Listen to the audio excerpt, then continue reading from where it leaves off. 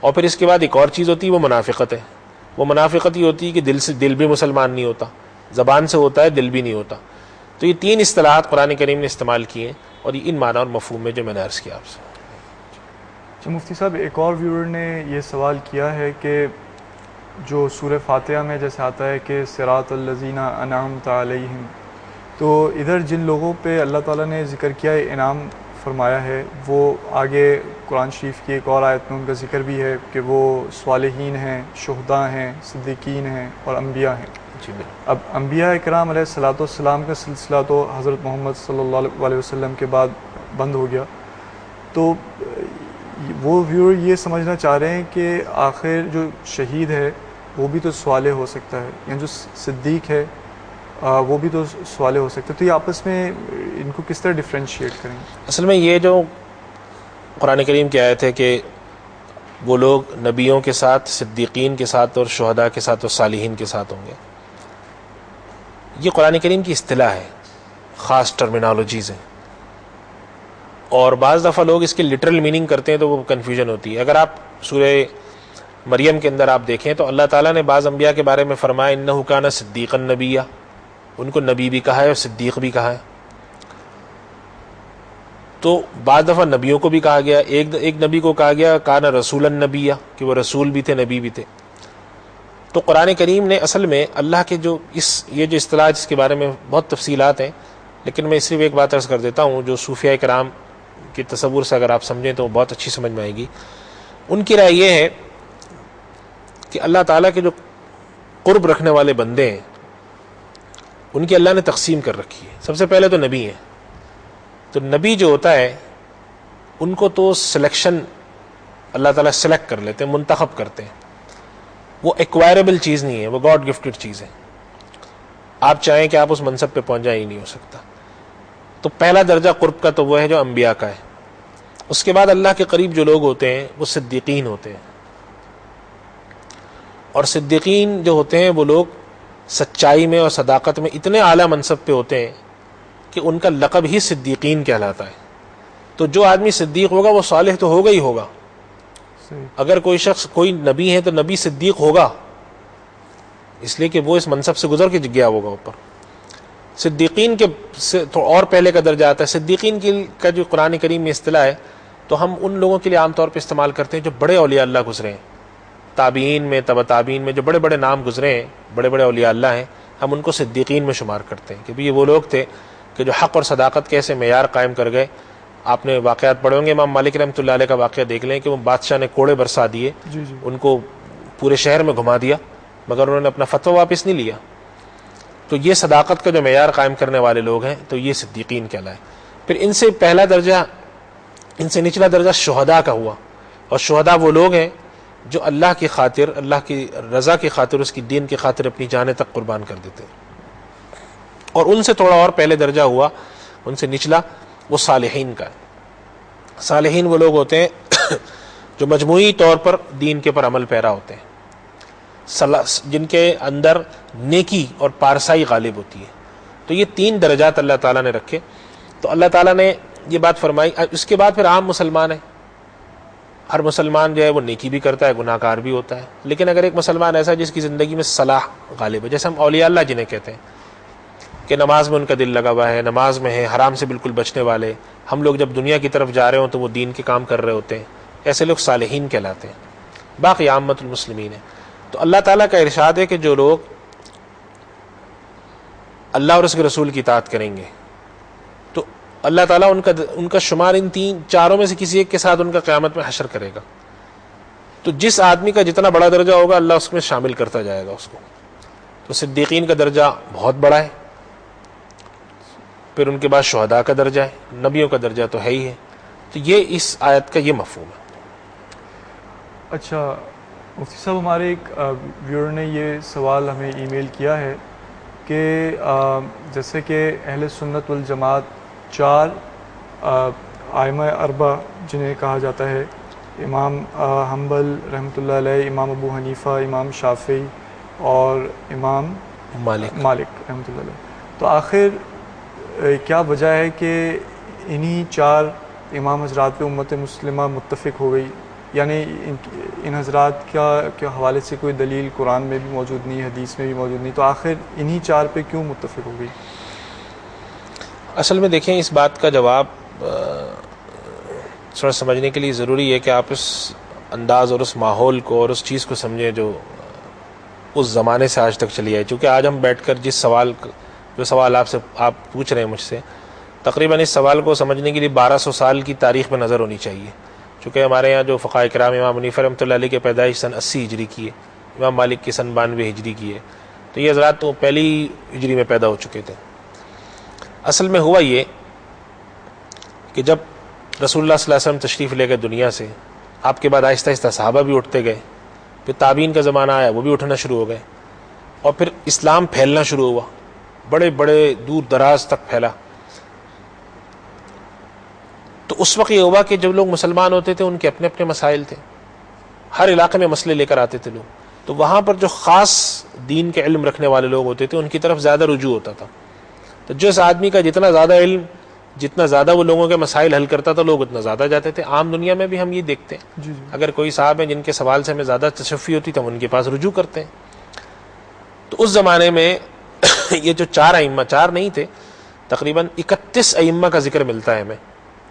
31 کے قریب مسلمانوں میں بڑے علماء تھے، بلکہ تھے تو اس سے بھی زیادہ، لیکن 31 وہ لوگ ہیں کہ جن کی بہت زیادہ فالوئنگ تھی، بہت زیادہ ان کے ماننے والے تھے. اب فرض کریں کہ جیسے کراچی، اس زمانے میں تو آپ کو اندازہ ہے کہ جانوروں پہ سفر ہوتا تھا، سواری تو تھی نہیں. اب کراچی ہے جیسے ایک اتنا بڑا شہر ہے، اب یہاں پر اگر ایک شخص جو ہے وہ دین کا مسئلہ جاننا چاہتا ہے تو کوئی ایک بڑے عالم ہے، ان کے پاس جاتے ہیں، تو وہ اس علاقے میں ان کی فالوئنگ بڑھ گئی. پھر لاہور، اس طرح سے اگر آپ تصور کریں کہ مکہ تھا، مدینہ تھا، کوفہ، بغداد، اس طرح کے شہر آباد ہوتے گئے، تو ہر علاقے میں کوئی نہ کوئی بڑے عالم تھے جن کی فالوئنگ تھی. تو آہستہ آہستہ یہ شروع ہوا کہ مثلاً فرض کریں مدینے کا کوئی شخص جو ہے وہ سفر کر کے مکہ گیا، مکہ میں جا کے اس نے پوچھا بھائی تم فلاں کام کیسے کرتے ہو؟ انہوں نے کہا بھائی ہمارے جو بزرگ ہیں انہوں نے ہمیں ایسے بتایا. انہوں نے کہا بھائی ہمارے بزرگ نے ایسے بتایا. انہوں نے کہا ٹھیک ہے تم ایسے کر لو، ہم ایسے کر لیتے ہیں. چونکہ وہ مسئلہ عام طور پہ ان مسائل میں تو اختلاف تھا ہی نہیں جو دین سے ثابت ہیں، اصول سے ثابت ہے. مسائل میں اختلاف تو تھا ان میں کہ جو بعد کے مسائل ہیں، جو فروعی مسائل ہیں. یہاں سے یہ ڈیولپ ہونا شروع ہوا سسٹم. اور یہ ایسا نہیں کہ ایک دن میں بیٹھ کر 4 آدمی نے فیصلہ کیا کہ آئندہ سے 4 امام، یہ تو کئی 100 سال کا عمل ہے. اور پھر اللہ پاک کا ایک طریقہ ہے کہ وہ امت کے اندر اس چیز کو جاری رکھتے ہیں جس پہ ان کی مرضی ہوتی ہے، باقی چیز سے روک لیتے ہیں. تو یہاں پر جو ہے نا ایک طریقے سے دیکھا جائے کہ پچھلے 1000 سال میں امت کا اس طریقے پہ اجماع ہو گیا ہے کہ قرآن کریم کی تشریح جو ہے ہمیں جب جانی ہے تو ہمارے پاس مختلف لوگ تھے، لیکن آہستہ آہستہ وہ 31 سے کم ہوتے ہوتے ہوتے 4 میں آ گئے. تو یہ اس کے پیچھے حکمت ہے. اس کا قرآن کریم میں ہونا کوئی ضروری نہیں ہے، ہمیں تو صرف دیکھنا ہی ہے کہ ان حضرات نے اصول کے مطابق تشریح کی. آج قرآن کریم ہے، مثال کے طور پہ قرآن کریم پڑھانے والے ایک استاد ہیں، آپ ایک استاد کے پاس جاتے ہیں، آپ کو ان کے پڑھنے کا طریقہ اچھا لگتا ہے، کسی دوسرے استاد کے پاس کوئی دوسرا جاتا ہے، ان کو وہ اچھا لگتا ہے. تو یہ مختلف طریقے اس طریقے سے اللہ نے پیدا کیے. اور واقعتاً دنیا کو چونکہ اتنا پھیلنا تھا، کہیں پر جو ایسی جگہ پہ بھی اسلام جانا تھا جہاں پہ برف ہی برف ہے، اور ایسی جگہ بھی جانا تھا جہاں برسوں بارش نہیں ہوتی، تو اللہ تعالیٰ نے یہ امت کے اندر ایک خاص قسم کا اس طرح اختلافی رائے رکھنے والے لوگ پیدا کیے اور ان کے اختلاف کو رحمت بنا دیا.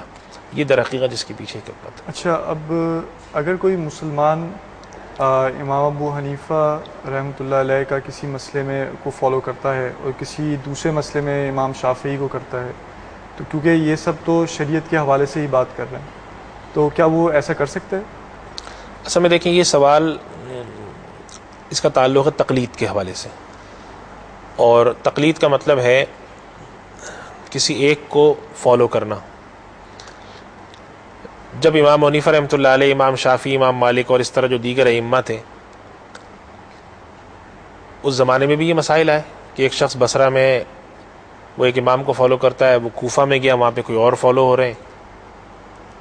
تو اس زمانے میں یہ مسائل آنا شروع ہوئے، تو امت نے وہاں پر ایک اصول طے کر دیا.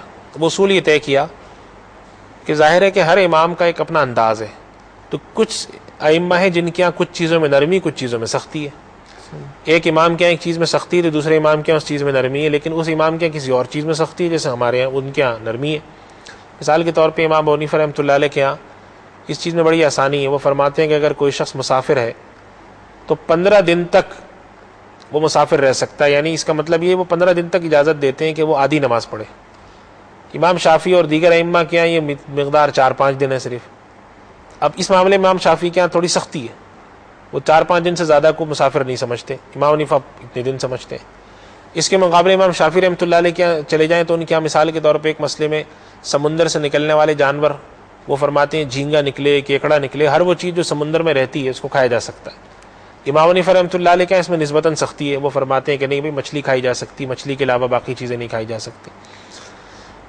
تو اس زمانے میں علماء اس نتیجے پر پہنچے کہ ہر امام کے یہاں کچھ چیزوں میں سختی, کچھ چیزوں میں نرمی ملے گی, جو کہ بڑی لاجیکل اور بڑی نیچرل بات ہے. اور انسان کی فطرت ہے کہ انسان جو ہے وہ سہل پسند ہے, اس کو آسانی پسند آتی ہے. تو انہوں نے ایک اصول طے کر دیا کہ ایک شخص اگر ایک امام کو فالو کر رہا ہے اور دوسرے امام کے پاس وہ جاتا ہے تو اس کی وجہ کیا ہے؟ 99%, بلا مبالغہ میں کہتا ہوں 99% وجہ یہ ہوتی ہے کہ اس کو کوئی مسئلہ پیش آیا ہوا ہوتا ہے جس سے بچنے کے لیے وہ جاتا ہے دوسرے امام کی طرف. لیکن اس سے ایک بات یہ بھی تو ہے کہ اب وہ جو دوسرے امام ہیں وہ بھی تو شرعی دائرے کار میں نہیں, اس میں تو کوئی کلام نہیں ہے. لیکن ہم یہ کہتے ہیں کہ بھائی دنیا میں اللہ تعالیٰ نے جو یہ دین اتارا ہے ایک نظام کے تحت چلے گا. نظام کا تقاضا یہ ہے, میں اس کی مثال دوں, فرض کریں کہ ایک ڈاکٹر, آپ کو ایک بیماری ہوئی, آپ کے سینے میں تکلیف ہوئی, آپ ایک ڈاکٹر کے پاس گئے, اس نے کچھ دوائیاں لکھ کے دیں, آپ دوسرے ڈاکٹر کے پاس چلے گئے, اس سے بھی کچھ دوائیاں لکھوا لیں, تیسرے کے پاس چلے گئے, اور اس کے بعد آپ آ کر کسی سے پوچھیں کہ بھائی تینوں ڈاکٹر صحیح ہیں, تینوں کو میڈیکل کالج کے پڑھے ہوئے ہیں, تینوں ہارٹ اسپیشلسٹ ہیں, تو میں ان تینوں کی میں سے جس کی دوا بھی کھاؤں, تو ہر آدمی آپ کو یہ مشورہ دے گا کہ دیکھیں ان کے ہارٹ اسپیشلسٹ ہونے میں کوئی کلام نہیں, انہوں نے جو آپ کو ایڈوائس کیا ہے, جو پرسکرپشن لکھی وہ بھی ٹھیک ہے, لیکن دس is not the way. System یہ کہتا ہے ہمیں کہ ہم کسی ایک وقت میں ایک کو تجربہ کریں. تو یہ تو ہم صحت کے معاملے میں دیکھ رہے ہیں صرف, اور آپ دنیا کی ہر چیز میں یہ دیکھ لیں, ایسے ہی ہوتا ہے. اپنا گھر بنوا رہے ہیں آپ اور 25 انجینئرس کو لا کے کھڑا کر دیں تو گھر تو بنے گا نہیں, وہ بالکل ختم ہو جائے گا. تو یہ انسان کی فطرت رکھی ہے اللہ نے.